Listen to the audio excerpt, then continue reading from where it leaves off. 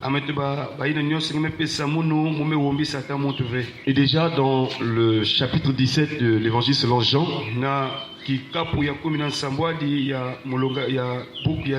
le verset 3, il est écrit: Or la vie éternelle,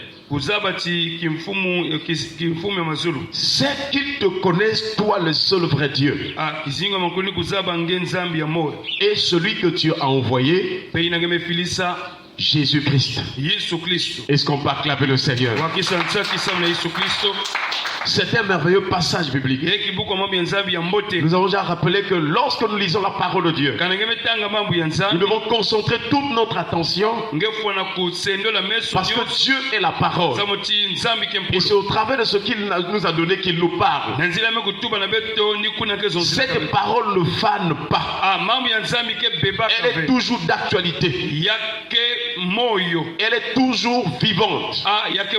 Elle est toujours efficace. Elle est toujours puissante. La parole de Dieu. Voilà pourquoi chaque fois que tu médites, si tu médites la parole, tu mets une discipline selon laquelle ton cœur désire manger la parole tous les jours, tu auras la vie. Et le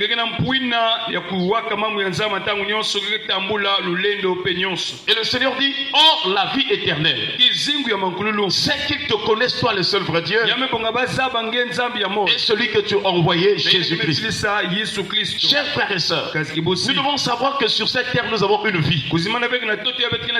Cette vie que nous avons reçue quand Dieu a créé Adam et Ève, c'est une vie terrestre. Parce que quand Dieu a créé l'homme, dans Genèse chapitre 2, le verset 7, la Bible déclare: l'Éternel Dieu forma l'homme de la poussière de la terre. Donc notre vie est partie de la terre. Le mot homme veut dire tirer de la terre. Dans notre définition, le mot homme veut dire le sol, ou bien le sable, ou bien la terre. Donc il y a une vie de la terre, une vie terrestre. Une vie qui vient de la terre, tirée de la poussière. Voilà pourquoi quand Adam a péché, Dieu lui a dit: tu es poussière, tu retourneras à la poussière. Est-ce qu'on peut acclamer le Seigneur? Ça, c'est la vie de la terre. Cette vie-là a péché. Cette vie-là n'a pas persévéré la voie de Dieu. Parce que cette vie était poussée par l'ennemi à faire ce qui est contre la volonté de Dieu. C'est une vie rebelle contre le Créateur. Chers frères et sœurs, mais en dehors de cette vie-là, de la terre, bien évidemment, cette vie aussi a des désirs. Cette vie nous conduit à un certain nombre de choses. Mais cette vie-là est passagère. Cette vie-là va s'arrêter. Et à cause du péché et des conséquences du péché sur l'humanité, cette vie déchue de la terre nous menait vers la perdition. Mais comme Dieu nous aime tellement, il a voulu nous donner une autre vie. C'est ce qu'on appelle la vie éternelle. Est-ce qu'on peut acclamer le Seigneur? Cette vie éternelle ne vient pas de la terre, mais vient du ciel. Et particulièrement, il y a une personne qui nous a porté cette vie. C'est la personne de Jésus. Ce n'est qu'en Jésus-Christ que tu peux recevoir la vie éternelle. Et dans ce texte, il dit: or la vie éternelle, c'est qu'ils te connaissent, toi le seul vrai Dieu. Nous prions le Seigneur qui nous donne de rester dans ce texte. Alors, ce matin, nous voulons nous poser une question. Pourquoi parler de la vie éternelle? Partout dans les églises, on parle de la vie éternelle. Mais quelle en est la raison? Pourquoi nous devons écouter une prédication ou une parole sur la vie éternelle? Pourtant, on peut parler de la vie terrestre et bien d'autres choses que nous vivons dans cette vie de la terre. Mais pourquoi Dieu a insisté sur la vie terrestre? Nous en avons la réponse dans la parole. Lorsque tu écoutes la parole, lorsque tu lis la parole, n'oublie jamais que les réponses à toutes les questions de la Bible doivent être répondues par la parole elle-même. Est-ce qu'on peut acclamer le Seigneur? Et nous avons un merveilleux texte que nous avons connu peut-être depuis l'enfance. Jean chapitre 3, le verset 16. Il est écrit: car Dieu a tant aimé le monde qu'il a donné son Fils unique, afin que quiconque croit en lui ne périsse point, mais qu'il ait la vie éternelle. Est-ce qu'on peut acclamer le Seigneur? Donc ce texte montre que la raison pour laquelle Dieu nous donne ou bien nous parle de la vie éternelle, c'est pour nous épargner de la perdition. Si un homme, une personne sur la terre n'écoute pas le message de la vie éternelle, si un homme sur la terre n'accepte pas le message de la vie éternelle, cette personne est perdue. Physiquement dans son corps, dans son être, il peut manger, il peut vaquer à toutes les occupations sur cette terre, mais son âme à l'intérieur de sa vie, son âme est morte. Son âme est sur le chemin de la perdition. Donc la raison fondamentale pour laquelle le Seigneur nous parle de la vie éternelle, c'est pour nous épargner de la perdition. Il y a une voie qu'on appelle la voie de la perdition. L'issue de cette voie-là, c'est l'enfer. Voilà pourquoi, chers frères et sœurs, c'est le temps de se lever, c'est le temps de chercher Dieu, c'est le temps de réformer les voies, c'est le temps de se repentir, car l'enfer est préparé déjà.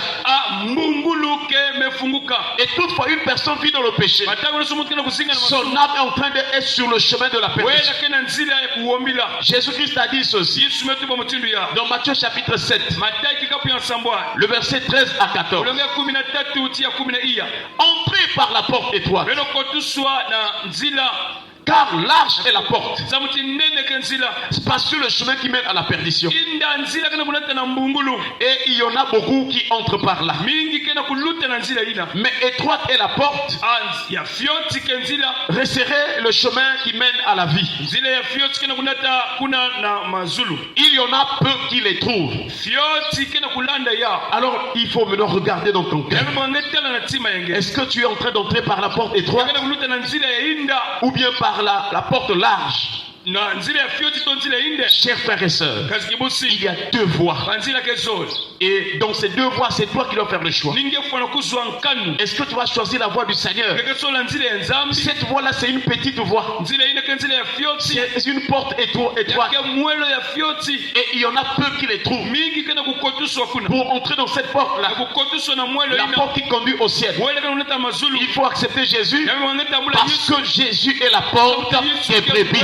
Alléluia. Amen. Et pour accepter Jésus, tu dois refuser la mauvaise vie, ton ancienne vie mondaine. Si tu fumais la cigarette, si tu étais dans la boisson, si tu étais idolâtre, si tu avais une mauvaise vie, des publicités, tu te battais avec les gens, tu insultais les gens, toutes sortes de mauvaises conduites, tu avais la colère, la haine, la rancune.